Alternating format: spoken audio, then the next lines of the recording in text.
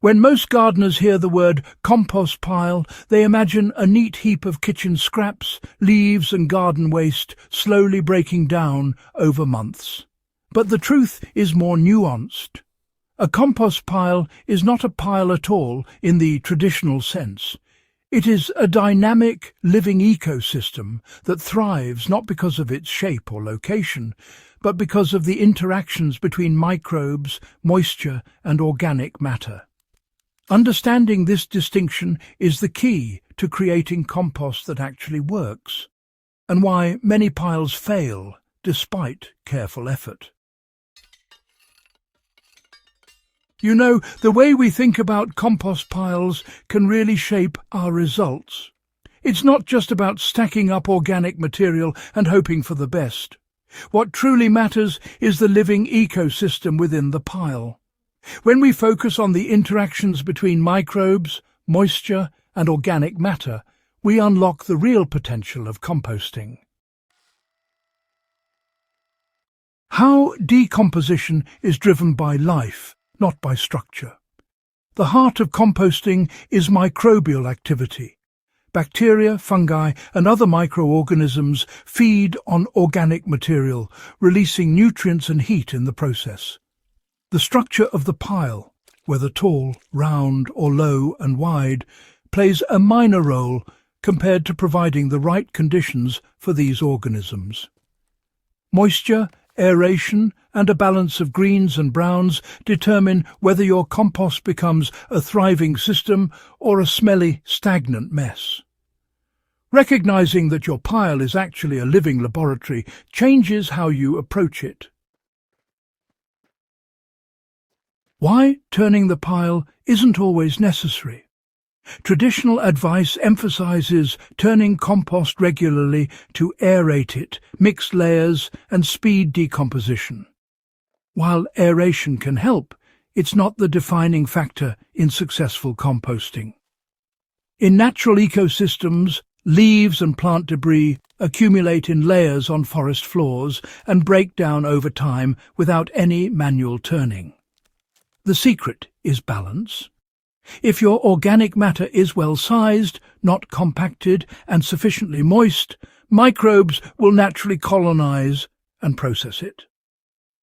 Turning is a tool, not a requirement, especially for gardeners willing to work with the natural pace of decomposition. Now, let's talk about how moisture transforms your pile into, well, a microbial powerhouse. Water, you see, is really the unsung hero of compost.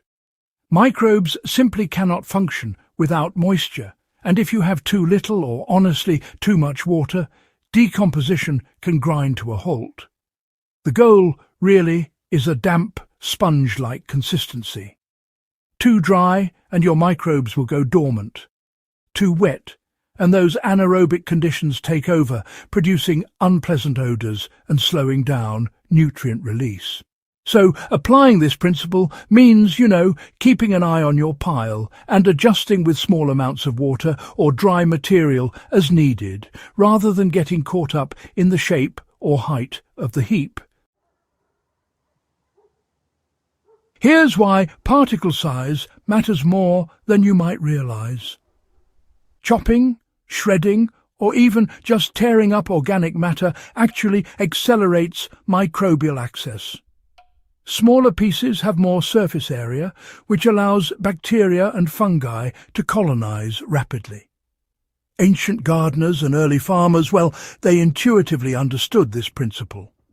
By cutting leaves, stalks, or kitchen scraps into manageable pieces, decomposition becomes faster and much more uniform. Modern gardeners, though, often overlook this step, expecting, say, large branches or whole corn cobs to break down at the same rate as softer materials, which, frankly, leads to a fair bit of frustration. Now, let's consider how layering greens and browns creates a self-regulating system. Greens, like vegetable scraps and grass clippings, supply nitrogen, while browns, such as leaves, straw and paper, provide carbon. A balance of these materials prevents excessive odours, discourages pests, and, crucially, sustains microbial activity. The real trick is integrating them in a way that allows for airflow and microbial access. Layers, you see, are less about aesthetics and more about functionality. Alternating materials, in moderate amounts, creates a living network where microbes thrive. Heat builds naturally, and decomposition progresses efficiently. You know, composting really works best when you work with, not against, microbial communities. If you leave a pile untouched, provided the conditions are just right, it will eventually produce this lovely, rich, earthy humus. Microbes, worms, and all sorts of other decomposers will self-organize, breaking down materials layer by layer. Now, overcomplicating things with too much turning, loads of additives, or forced heat, well, that can actually disrupt this ecosystem. The key is to observe the process, make only minor adjustments when needed, and then simply allow life to do its work. That way, you end up with higher quality compost and, honestly, minimal effort on your part. So, how can modern gardeners apply these insights to their own backyard systems? Well, you can forget about those rigid bins or oversized heaps.